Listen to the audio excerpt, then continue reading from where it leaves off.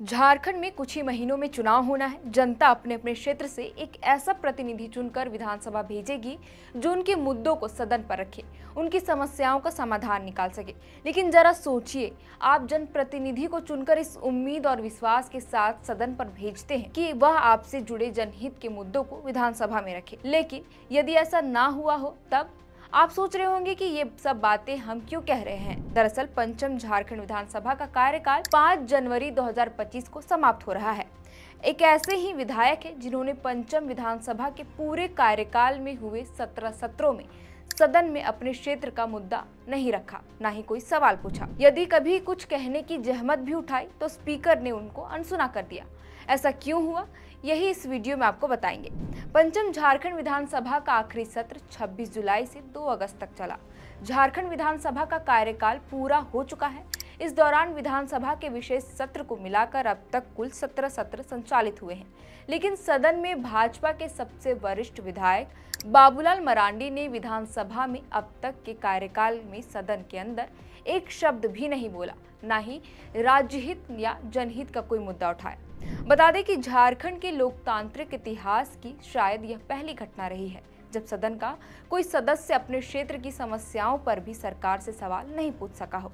ऐसी क्या वजह रही होगी कि बाबूलाल मरांडी ने सदन में जन मुद्दों को नहीं उठाया? तो चलिए ये भी हम बताते हैं, लेकिन इसके लिए हमें थोड़ा विधानसभा के पंचम सत्र के शुरुआती दिनों में जाना होगा। साल 2019 झारखंड में विधानसभा का चुनाव हुआ, जिसके बाद पंचम विधानसभा सत्र का गठन हुआ। उस दौरान 2019 के विधानसभा चुनाव में बाबूलाल मरांडी झारखंड विकास मोर्चा के टिकट पर धनवार विधानसभा सीट से जीतकर विधानसभा पहुंचे थे।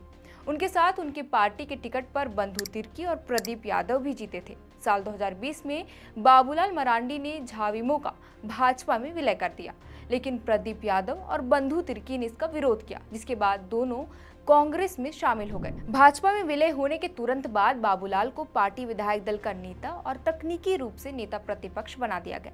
हालांकि बाबूलाल, प्रदीप और बंधु पर दल बदल का आरोप लग गया और मामला स्पीकर न्यायाधिकरण में चला गया। बता दें कि वर्तमान समय में भी बाबूलाल मरांडी पर लगे दल बदल मामले में अब तक स्पीकर कोर्ट ने फैसला नहीं सुनाया है। मुद्दे पर आते हैं। स्पीकर रविंद्रनाथ महतो ने न्यायाधिकरण का फैसला आने तक बाबूलाल मरांडी को नेता प्रतिपक्ष बनाने से इनकार कर दिया, जबकि भाजपा उन्हें ही नेता प्रतिपक्ष बनाने पर अड़ी रही। इस मुद्दे पर वह सदन में स्पीकर से भी भिड़े, हालांकि स्पीकर उनके बातों के आगे नहीं झुके। नतीजा, बाबूलाल भी अपनी जीत पर अड़े रहे और यहीं से शुरू होता है बाबूलाल मरांडी को स्पीकर द्वारा नजरअंदाज करना। बाबूलाल मरांडी ने कई बार सदन में बोलने के लिए हाथ भी उठाया, लेकिन स्पीकर ने हर बार उन्हें नजरअंदाज कर दिया। करीब 3 साल से अधिक समय इसी विवाद में बीत गया। बाद में भाजपा झुकी और उनकी जगह अमर कुमार बावरी को नेता प्रतिपक्ष बनाने को मजबूर हुई। धीरे धीरे बाबूलाल ने भी समझ लिया कि उन्हें सदन में बोलने का मौका नहीं दिया जाएगा।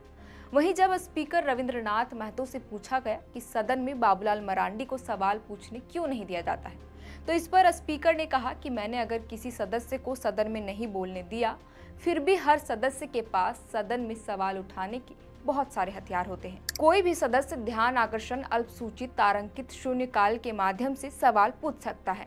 उनके सवालों पर सरकार से जवाब मांग सकता है। जनहित के मुद्दों के प्रति संवेदनशील विधायक ऐसा भी करते रहे हैं। प्रदीप यादव ही इसका उदाहरण है। वे तो सवाल पूछते रहे। बहरहाल सदन में जो भी अब तक चलता आया है, उसे देखकर यही लगता है कि स्पीकर रविंद्रनाथ महतो और बाबूलाल मरांडी ने मानो ठान लिया हो कि वो एक दूसरे के आगे झुकेंगे नहीं। लेकिन सवाल ये है कि अगर जनता किसी प्रतिनिधि को चुनकर सदन भेजती क्यों है, ताकि वे उनके मुद्दों को लेकर सदन में मुखरता के साथ सवाल उठाए। लेकिन जब उनके प्रतिनिधि को सवाल करने ही ना दिया जाए, तब इस खबर पर आपकी क्या राय है, हमें कमेंट कर जरूर बताएं। फिलहाल के लिए इतना ही। आप देख रहे थे द फोर्थ पिलर। बहुत बहुत शुक्रिया।